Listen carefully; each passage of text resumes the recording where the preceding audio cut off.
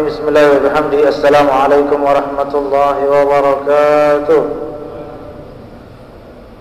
Alhamdulillahi rabbil alamin, wassalatu wassalamu ala asyrafil mursalin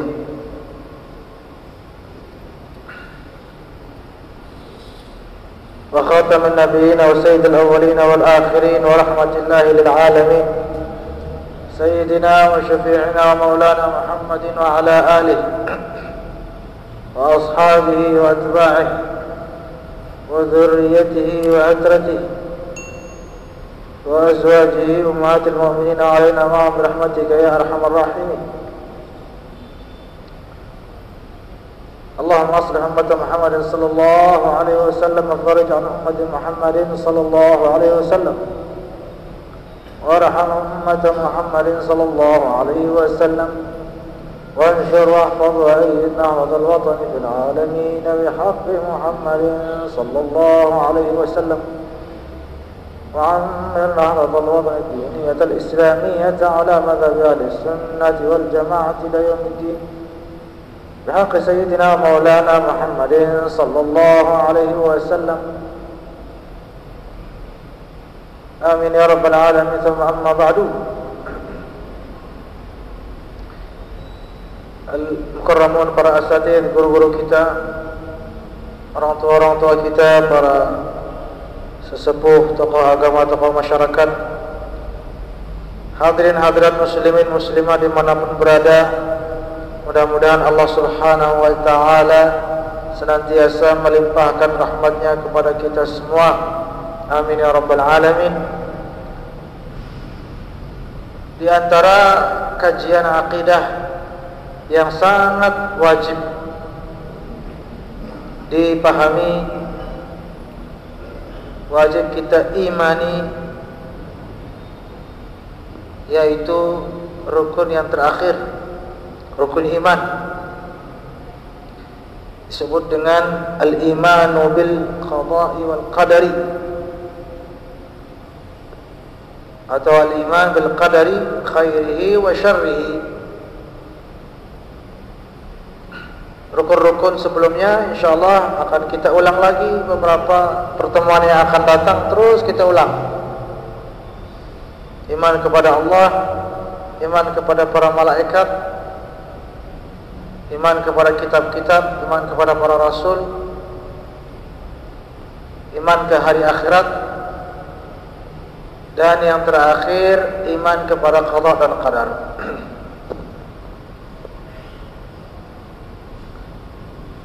Apa itu qada dan qadar? Banyak pembahasan tentang takdir atau qada. Apa itu qada dan qadar? Mengapa ada qada dan qadar? Supaya apa? Terus mana yang sudah ditakdirkan oleh Allah? Apa saja yang sudah ditakdirkan oleh Allah untuk manusia dan semua makhluknya? Terus bagaimana dengan usaha kita? Perlukah kita berusaha atau cukup tunggu ketetapan Allah saja? Terus bisa enggak merubah takdir, merubah qada? Banyak pertanyaan. Qada dan qadar ini termasuk pembahasan akidah yang paling panjang lebar dan paling sering ditanyakan dan paling berat masalahnya, qada dan qadar ini. Karena orang yang tidak punya iman kepada qada dan qadar bahaya. Bahayanya tidak hanya di akhirat, di dunia juga. Dia bisa stres, bisa frustasi,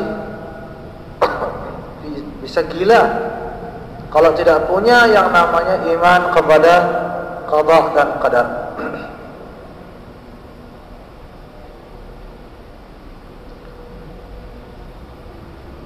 Terus iman kepada qada dan qadar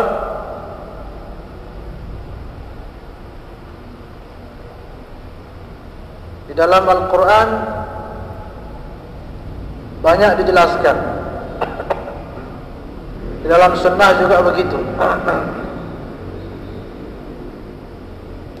Alhasil kita sering memahami takdir itu kurang pas. Seperti apa?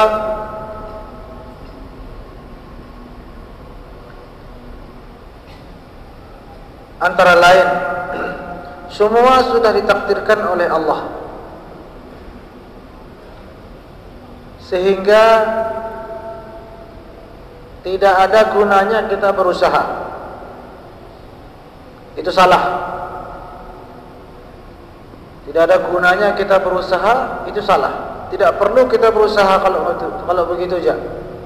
Semua sudah ditakdirkan oleh Allah.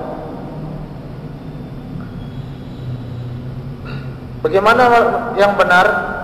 Semua ditakdirkan oleh Allah, benar. Tidak perlu berusaha, salah. Semua ditakdirkan sama Allah, betul itu. Jadi apapun yang terjadi, apapun masa depan kita sudah keruan, sudah jelas, sudah ditetapkan dulu sekali sebelum kita diciptakan. Subhanallah, itu takdir. Harus kita beriman. Soal usaha,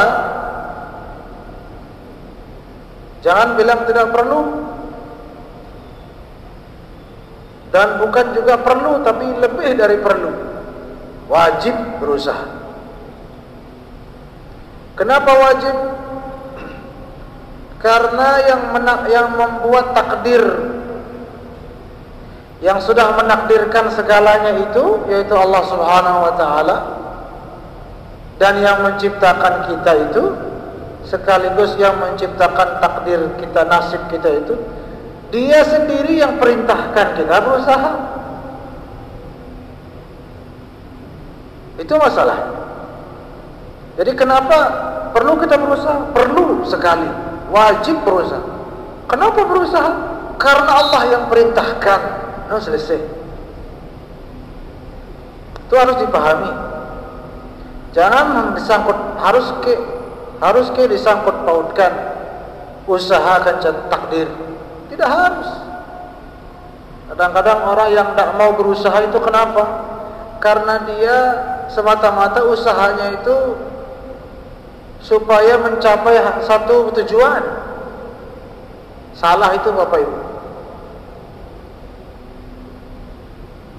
Bukan orang yang beriman yang berusaha semata-mata untuk mencapai tujuan. Semata-mata. Salah. Orang yang beriman dia berusaha karena menjalankan perintah Tuhannya. Itu baru mukmin. Seperti kita sholat. Kenapa kita sholat? Ayo.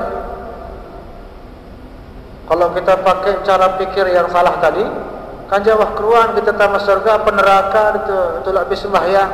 Itu salah. Itu tidak beriman namanya. Yang beriman bagaimana? Kita percaya, kita yakin Allah Subhanahu wa ta'ala sudah menetapkan kita kemana nanti.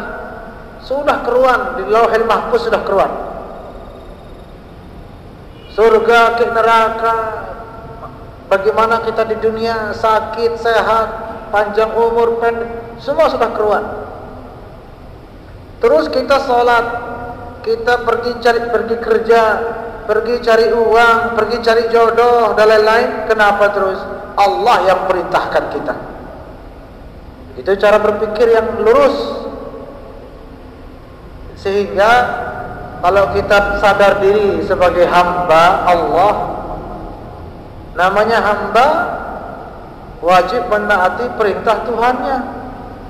Lain arah hamba sahaya, suka tidak suka, setuju tidak setuju, wajib dia taat sama Tuannya. Karena itu hamba sahaya. Lebih-lebih hamba, kita semua ni hamba kepada Allah yang menciptakan kita. Apa-apa perintahnya, sami'na wa ata'na ghufranaka rabbana wa ilaikal masir. Kita taati saja. Dia kerja sudah keruan, nasib keruan, takdir, enggih, itu urusan lain. Ini nenek itu urusan. Kita fokus sama urusan kita. Apa urusan kita? Berikhtiar, berdoa, berusaha, beribadah. Ini urusan kita ini. Dan soal takdir, urusan Allah. Kadang-kadang manusia sibuk dengan urusan orang lain, urusan sendiri tidak beres. Lebih parah lagi urusan Allah yang diurus. Sibuk sama urusan Allah. Takdir ini urusan Allah. Terserah Allah. Terserah. Mau kita dibikin sengsara, dibikin bahagia, dibikin apapun. Kan ada yang lahir cacat, na'udzubillah. Ada yang lahir tidak bisa melihat. Urusan Allah itu. Ada yang diciptakan pendek, ada yang diciptakan tinggi. Itu bukan urusan kita. Itu urusan Allah. Fokus sama urusan kita. Apa urusan kita? Menjalankan perintah Allah dan menjauhi larangannya. Ini urusan kita. Nah, selanjutnya muncul pertanyaan, apa hikmah daripada takdir ini? Apa hikmah kita beriman kepada takdir?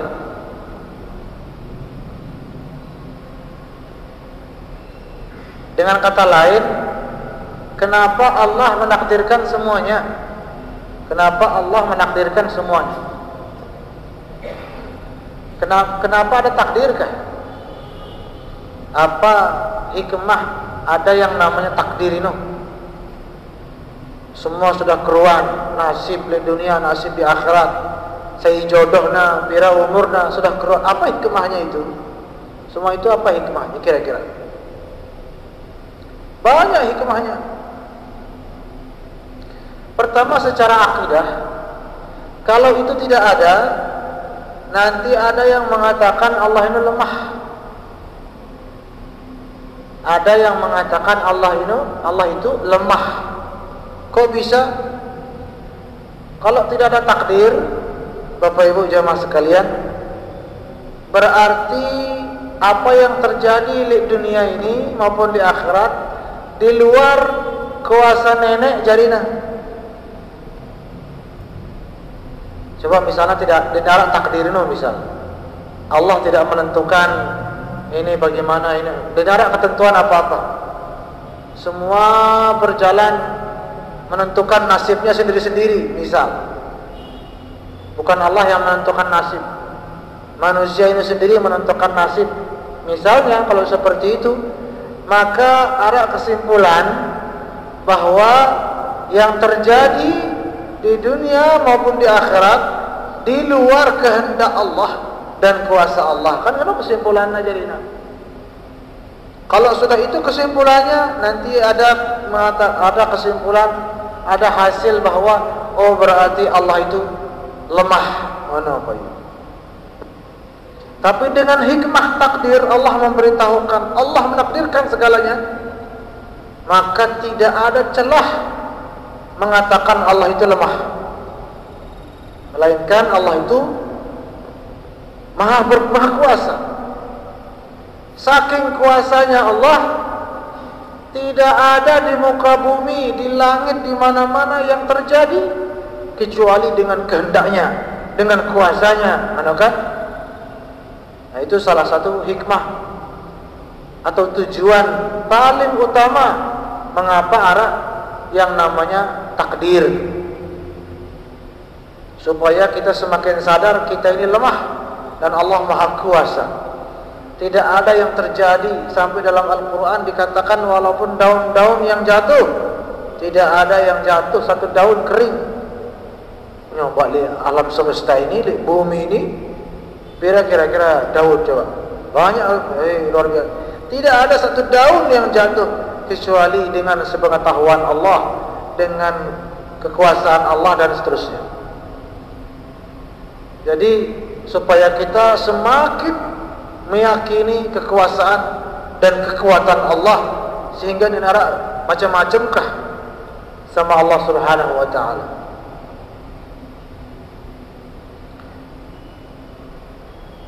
Tulak malak ketuan, terus kenapa berusaha? Nah, ini pertanyaan berulang-ulang. Berulang-ulang pertanyaan. Jawabannya jelas. Berusaha, berikhtiar itu karena diperintah oleh Allah. Coba di negara lain memang sekaligus diniatkan untuk mencapai tujuan. Tidak masalah, karena itu juga perintah Allah. Allah memerintahkan kita mengejar cita-cita dengan berusaha, dengan segala macam. Perintah Allah itu sudah diperintahkan oleh Allah. Kah tutup mulut, laksanakan.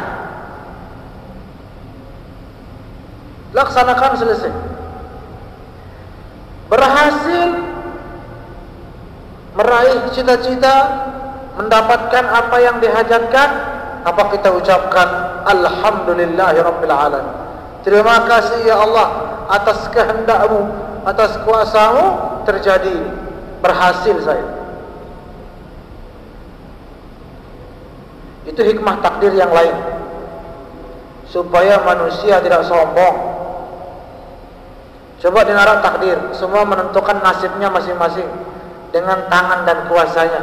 Tidak ada campur tangan Allah. Nanti yang sukses-sukses itu, yang kuat-kuat itu, yang sugih-sugih itu sombong jadinya. Kenapa ada takdir?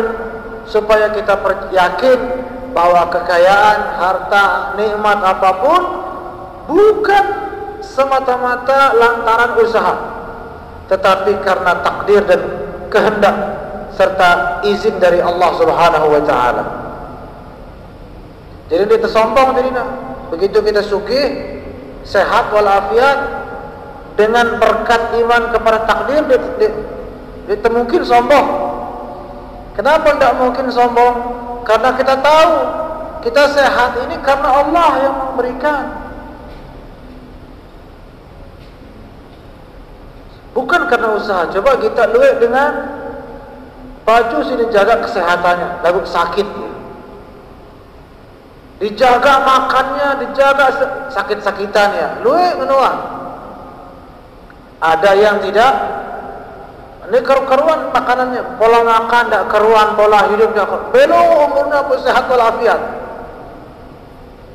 Apa sebab? Kenapa begitu? Supaya kita sadar kembali kepada rukun iman si ke-6 ini. Rukun iman yang ke-6 ini kalau kita tulis bisa berjilid-jilid. Rukun iman ke-6 doang, belum pembahasan. Apa hikmahnya? Ada orang yang berusaha lalu gagal, banyak juga yang tidak berusaha lalu sukses. Itu sebagai tanda isyarat bahwa ada yang namanya takdir. Dialah yang menentukan, bukan manusia. Ada orang yang tidak banyak jerih payah sugih. Ada yang pontang panting banting tulang, masih doang susah, luwe utangna dan lain sebagainya. Supaya apa? Supaya semua kita yakin bahwa orang kaya karena Allah yang mengizinkan dia kaya. Orang yang miskin karena Allah menginginkan dia miskin. Bukan orang kaya karena usaha dia kaya. Bukan juga orang miskin karena dia tidak berusaha jadi miskin. Buktinya, luwih yang berusaha miskin, banyak yang tidak berusaha sugih. Semuanya di tangan Allah Subhanahu wa taala. Terus kembali malah pertanyaan, apa gunanya berusaha terus? Perintah Allah. Coba pegang kunci ya itu. Perintah Allah itu kunci soal usaha, soal ikhtiar, perintah Allah. Perintah Allah. Allah perintahkan pada si sembahyang segala macam ibadah, termasuk ibadah. Di antara ibadah adalah mencari rezeki, menjaga kesehatan. Kita misalnya supaya soal kita sakit atau sehat, panjang umur atau pendek umur, kita yakin di tangan Allah, sudah ditentukan oleh Allah. Tetapi wajib kita jaga kesehatan, wajib kita jaga diri dari penyakit, dari kecelakaan dan lain sebagainya. Kenapa kita jaga diri? Diperintah oleh Allah. Apapun nanti yang terjadi, sakit kita, meninggal dan lain sebagainya, inna lillahi wa inna ilaihi raji'un, kembalikan kepada Allah. Itu sudah ditakdirkan oleh Allah. Sederhana sebenarnya lagu, tidak semua orang meresapi, menanamkan dalam hati. Si ngeluh-ngeluh itu, yang mengeluh ini keluhannya, padahal wanalah, pegawaian lah, kan so. Nah, itu tidak beriman kepada qada dan taqdar itu. Dia berarti merasa bahwa usahanya itu yang menentukan. Karena dia keyakinannya usaha itu yang menentukan. Jadi ngeluh ya, begitu dia gagal, stres dia. Coba dia dari awal yakin bahwa Allah yang menentukan. Usaha itu sekedar ibadah, menjalankan perintah Allah. Gombe-gombe hasilnya dia akan tetap tenang. Boleh pengaruhnya yang namanya iman kepada qada dan qadar. Tetap akan tenang. Dia mungkin stres. Walaupun dia sudah habiskan semua tenaganya untuk berusaha, lagu gagal ya, tenang ya, kau kan sudah tenang, padahal sudah luwih pengorbanannya, luwih apa kata menjawab kanjak selapu nenu ibadah, menjalankan perintah Allah semata-mata. Jadi tenang ya. Kenapa dia tenang? Usahanya untuk mendapatkan ridha Allah, menjalankan perintah Allah. Begitu dia sudah jalankan perintah Allah, kan tenang jadinya. Ngombe-ngombe hasilnya ini urusanku, urusan Allah itu. Tenang dia. Tapi kalau orang yang berusaha supaya apa? Supaya dia mendapatkan tujuannya, supaya dia misalnya apalah itu keyakinannya. Begitu dia gagal, sedih ya. Itulah pentingnya kita menanamkan yang namanya iman kepada qada dan qadar, takdir. Begitu juga dengan si sembahyang. Kenapa dia ujub menarak dengan sembahyang? Ahli ibadah, ahli puasa, ahli tahajud, ujub dalam hatinya. Ujub juga penyakit yang disebab akibatkan antara lain oleh tidak beriman kepada qada dan qadar. Luar biasa ya, rukun iman si keenam ini. Kalau dia betul-betul tertanam dalam hati, sifat ujub mustahil akan ada dalam hati kita. Karena ujub ini kan merasa diri ahli ibadah. Lah baju kesembahyang ya kan. Itu ujub namanya.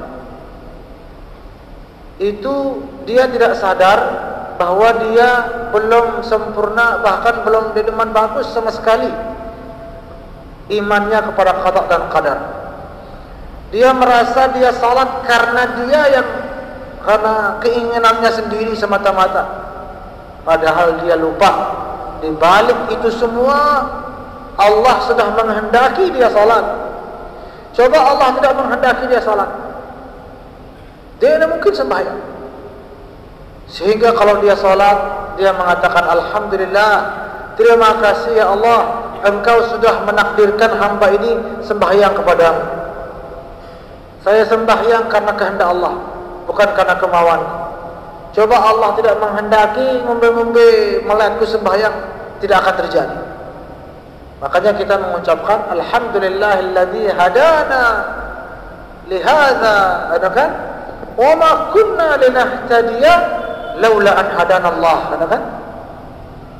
Alhamdulillah, segala jenis puji bagi Allah yang telah memberi hidayah kepada kita.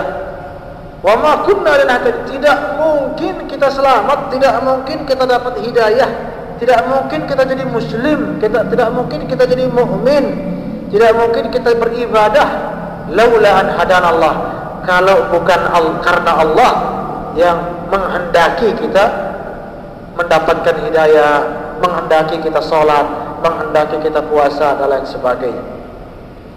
Makanya kalau kita beribadah, alhamdulillah, alhamdulillah, banyak orang yang tidak beribadah. Coba kita beribadah bukan karena kita lebih hebat dari mereka, tidak, karena Allah menghendaki kita dan tidak menghendaki dia.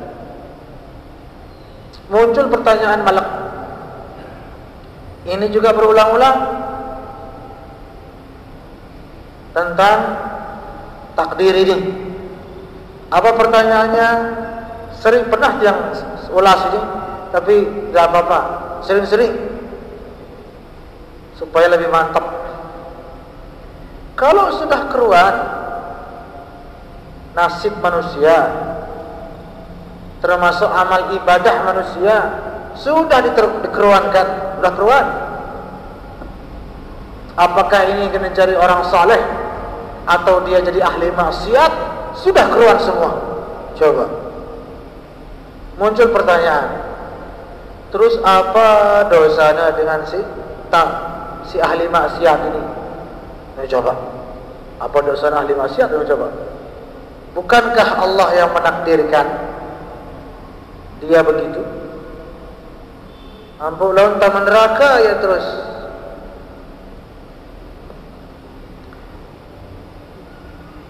Bukankah dia masuk neraka karena Allah menakdirkan? Betul itu. Betul, Allah menakdirkan dia masuk neraka. Terus apa masalahnya kira-kira? Masalahnya ternyata berarti paham Bapak Ibu? Yang ditanyakan itu apa?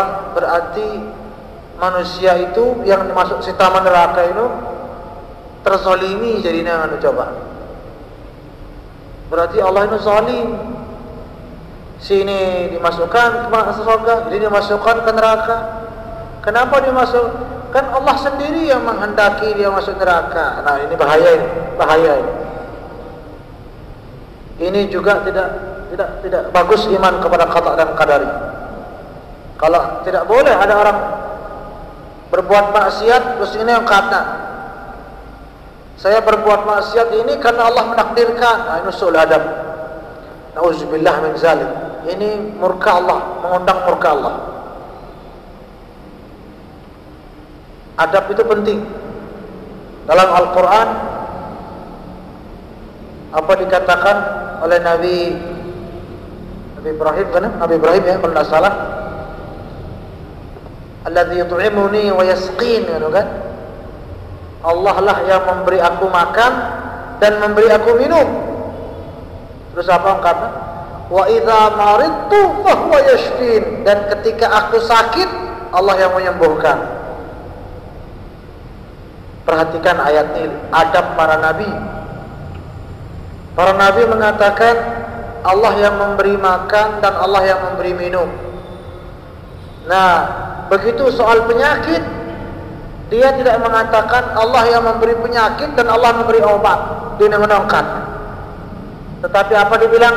Wa idza maridtu, kalau aku sakit Allah yang memberi obat. Padahal penyakit dari Allah juga. Tapi dia tidak bilang Allah memberi aku sakit dan Allah memberi aku obat. Tidak begitu. Kenapa? Itulah adabnya para nabi dan mengajarkan kita adab. Di mana adabnya? Walaupun semuanya dari Allah, khairihi wa syarrihi, kan? Baik maupun buruk dari Allah. Tetapi adab kita yang baik-baik saja kita disebatkan kepada Allah, yang jelek-jelek kita disebatkan kepada kita. Itu namanya adab. Ya pun dengan belajar akidah itu, akidah akhlak. Wajib itu akidah harus dengan akhlak. Kalau akidah doang kurang, belum cukup. Akhlak doang juga tidak ada akidah, tidak bisa. Harus akidah akhlak. Kau duduk setelah kita jadwal sholat juga bila sang waliwan. Masih Ustaz? Hah? Lupa? Baik. Sebagaimana memecahkan pertanyaan itu,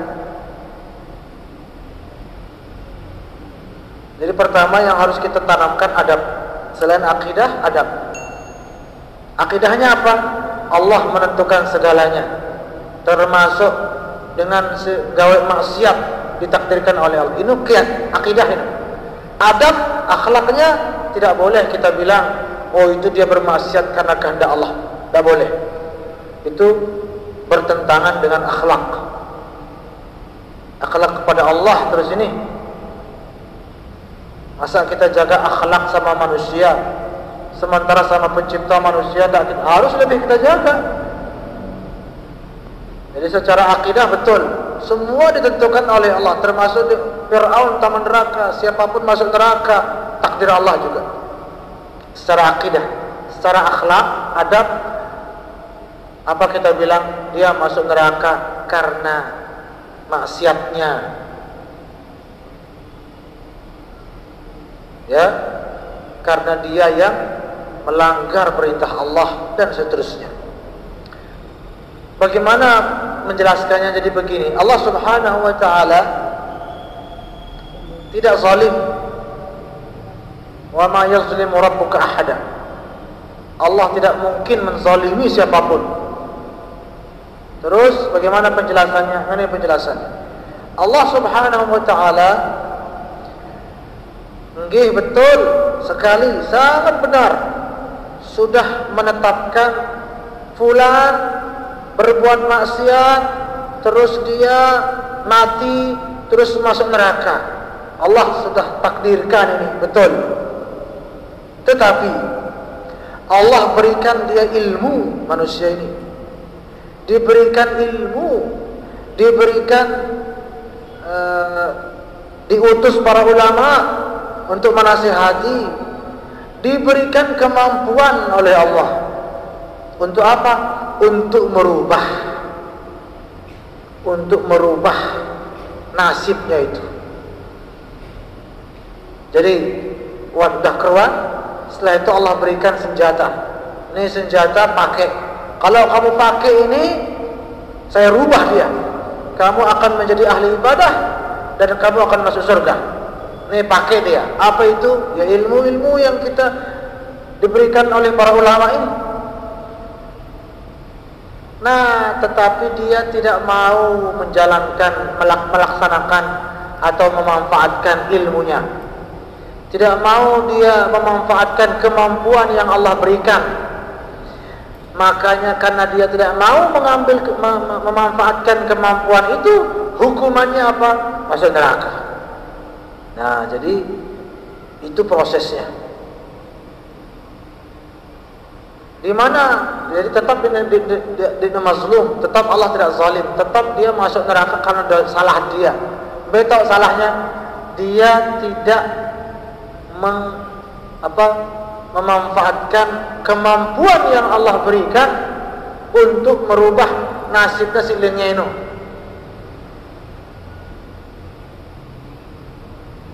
Sehingga apa kesimpulannya? Kesimpulannya begini, Allah Subhanahu wa ta'ala sudah menakdirkan, ada yang bagus, ada yang tidak bagus. Si tidak bagus ini, Allah saking adil dan rahmat kasih sayangnya, tidak hanya ditakdirkan lengedo, tetapi juga diberikan jalan untuk selamat, diberikan jalan untuk merubah nasibnya menjadi bagus. Nih dikasih sama Allah. Apabila dia pakai jalan itu, berubah takdirnya, masuk surga dia. Tapi kalau dia tidak mau merubahnya, tidak mau mengambil dan menjalankan kemampuannya itu, maka dengan sebab dia tidak mau menjalankan kemampuan yang Allah berikan itu, masuklah dia ke api neraka. Apa ayat dalam Al-Quran? Innallaha la yughayyiru ma biqaumin hatta yughayyiru ma bi anfusihim. Allah tidak akan merubah takdir satu kaum, takdir manusia udah tetap ditetapkan, tidak akan berubah. Masuk neraka, masuk neraka, masuk surga, masuk surga, mati, mati, pendek umurnya, la yughayyir. Itu ayatnya belum. Hatta yughayyiru ma bi anfusihim. kecuali mereka sendiri yang merubah dia. Berarti manusia diberikan oleh Allah jalan untuk merubah apa yang ditetapkan oleh Allah. Maka tidak mungkin Allah zalim, malah Allah sangat kasih sayang. Allah sudah ditetapkan dan diberikan kunci ini. Boleh kamu rubah sesuka kamu. Kalau kamu tingkatkan ibadahmu, lebih bagus nasibmu. Kalau kamu tidak mau memanfaatkan kunci ini, apa? Dan seterusnya. Sehingga mudah-mudahan Allah Subhanahu wa taala, nanti kita lanjut karena sudah jam berapa?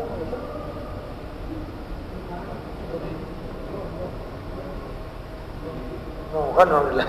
Mudah-mudahan ada manfaatnya. Terima kasih. Wallahul muwaffiq wal hadi ila sabilir rasyad. Wassalamu alaikum warahmatullahi wabarakatuh.